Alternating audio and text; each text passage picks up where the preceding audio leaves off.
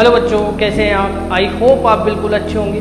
Last lecture में हमने application third dimensional analysis की एप्लीकेशन थर्ड फाइंड आउट की थी, मतलब उसमें हमने उसके बारे में पढ़ लिया था और उसके कुछ क्वेश्चन भी किए थे।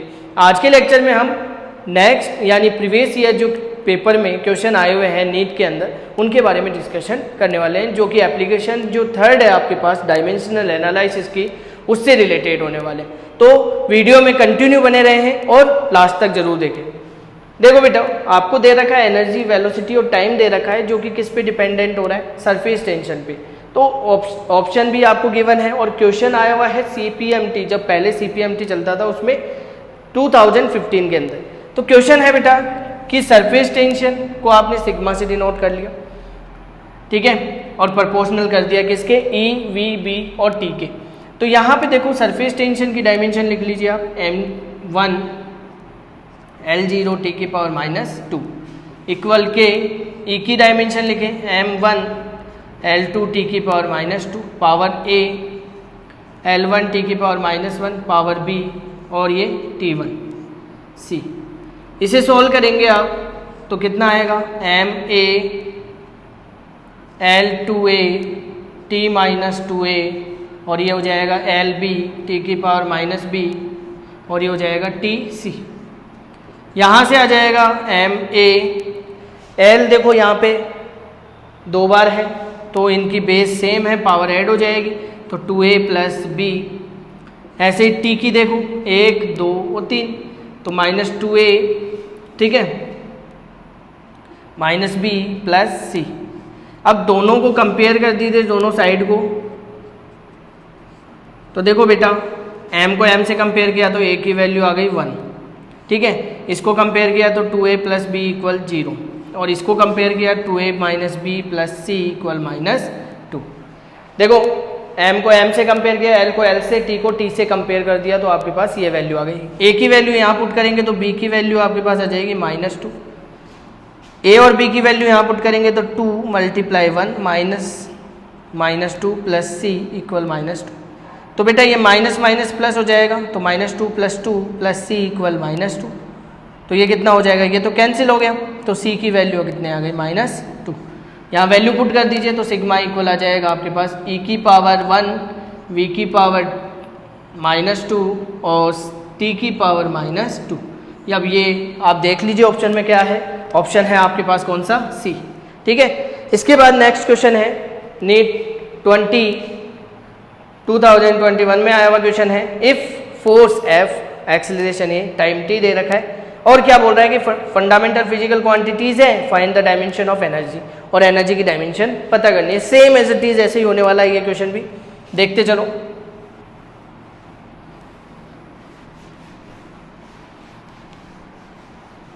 देखो बेटा, एनर्जी के बारे में पूछ रहा है, एनर्जी की डायमेंशन, और वो टर्म किस में देनी है आपको? F, L और इन्हीं में देनी है, F, A और T की टर्म में देनी है, ठीक है।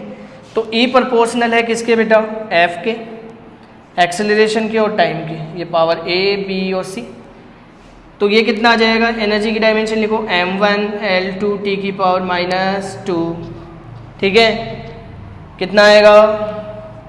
फोर्स की लिख लीजिए m1 L1 T की पावर -2 पावर A, एक्सेलरेशन की L1 T की पावर -2 पावर B और टाइम की कितनी हो जाएगी? T1 पावर कितनी बेटा? C।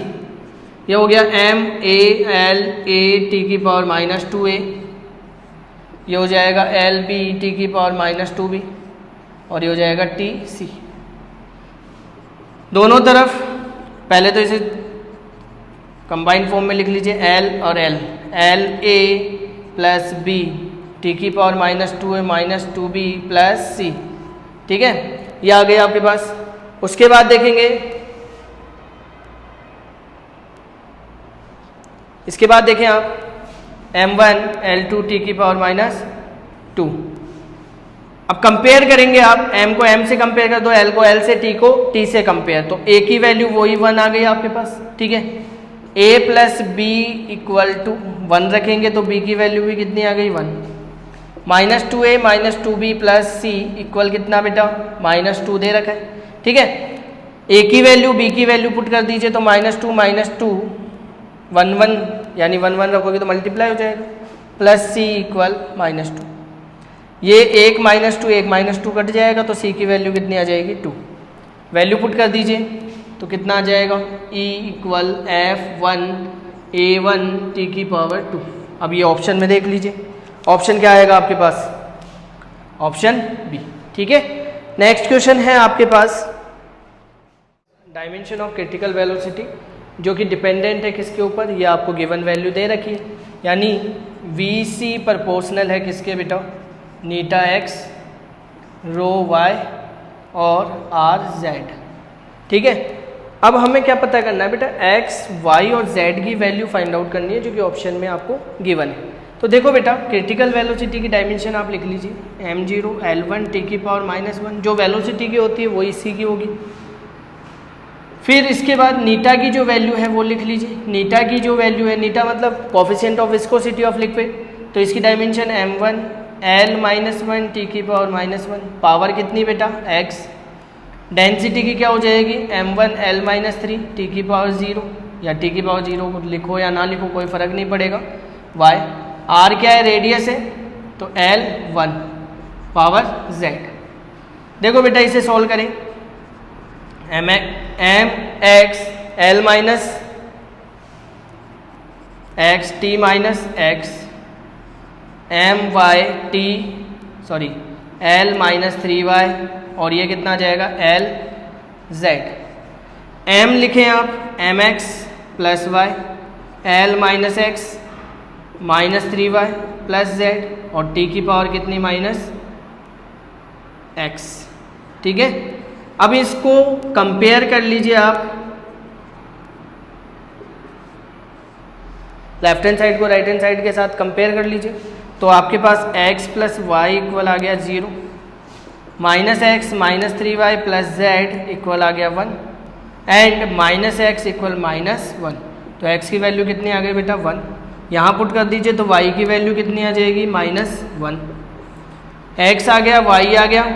अब z की वैल्यू पता कर लीजिए, तो -1 -3 मल्टीप्लाई -1 प्लस z इक्वल 1, तो ये कितना हो जाएगा -1 प्लस 3 प्लस z इक्वल 1।